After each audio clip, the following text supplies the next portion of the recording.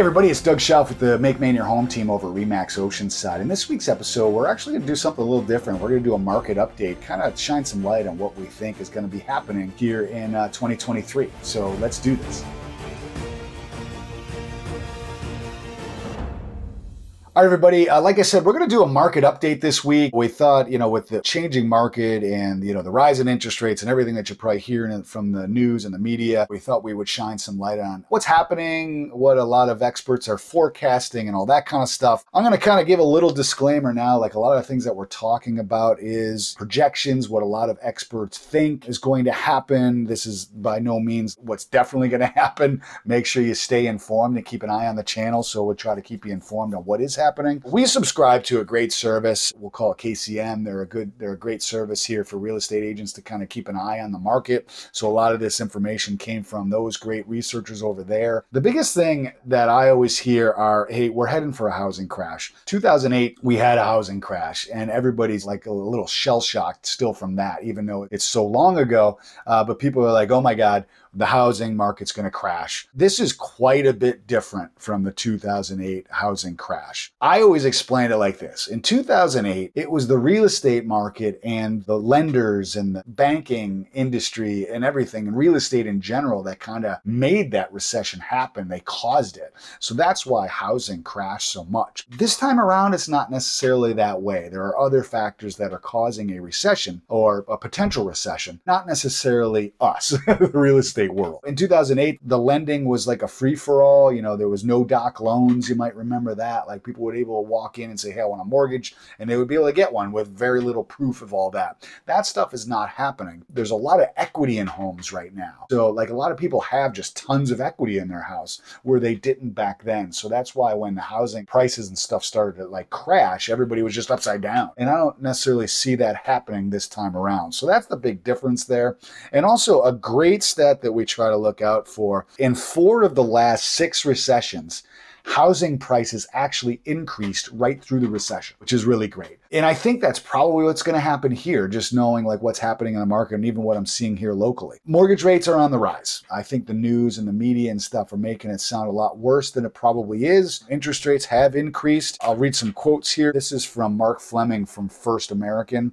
He says, while mortgage rates are expected to continue to drift higher, much of these rapid increases is likely behind us. So we did see rates go whoop, way up, which was kind of alarming to a lot of us because we were told that there was going to be scheduled increases, and all of a sudden it went from 3% to like 6%. Now it's up around 7%. So it just went up very, very quickly, and hopefully that is behind us. And then moving forward, we might see them go up a little bit more, but hopefully we start seeing them come down. The other big question that I get is like, is there a recession around the corner? 63% of economists feel that there's going to be a recession sometime over the next 12 months. Chances are there's going to be. So I would certainly be mindful of that. Do what you and your family have to do to be prepared for that. But like I said before, 4 of the last 6 recessions, housing prices increased. So as far as the housing market goes, which is what we're here to talk about, I'm not really too nervous about housing prices. I think we're still going to see them go up. Now, they're not going to go up as quickly as they have in the past. Over the last few years, we've seen increases as high as 15, 20, 25% year over year in certain locations.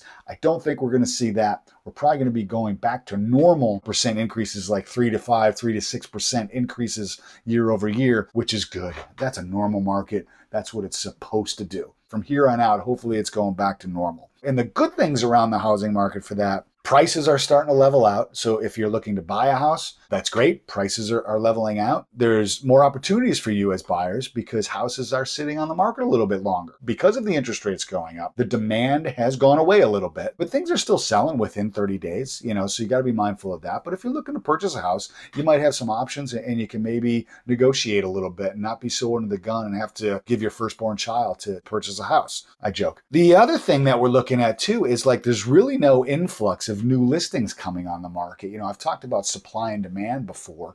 So if the housing isn't necessarily coming, that's where prices are going to continue to rise because the supply isn't coming. Even though the demand has come down to a more normal level, supply isn't jetting way up. So it's not like we're going to convert to a buyer's market right away. It'll be better for buyers, but it's not like it's going to stall prices and make prices come way down, I think. It could be a little rocky for the next few months, but overall, I think we're going to start seeing the market continuing to level off, and then prices will continue to go up. The biggest conversation is like, should I buy a house now? I would say yes. You're going to have more options like I talked about. Even though interest rates are up, you're going to be able to negotiate a little bit, maybe get some deals on houses. We haven't been able to get deals in the last couple of years, but you might be able to get a deal. And plus, rents are through the roof high, especially Southern Maine. We have a housing shortage. It's very hard to find a good rental for a reasonable price. Prices on rents are going way high, and they're continuing to go high. So it's still a great time to buy a house from that perspective. Concentrate on the payment, not necessarily the interest rate.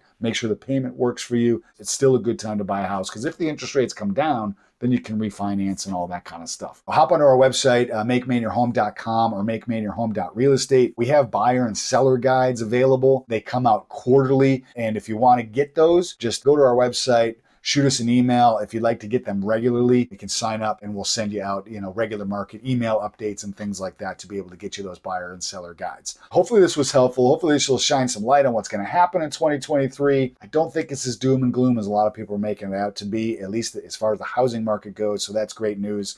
And if you have any questions or comments, comment below. And remember, if you make Maine your home, you don't have to do it alone.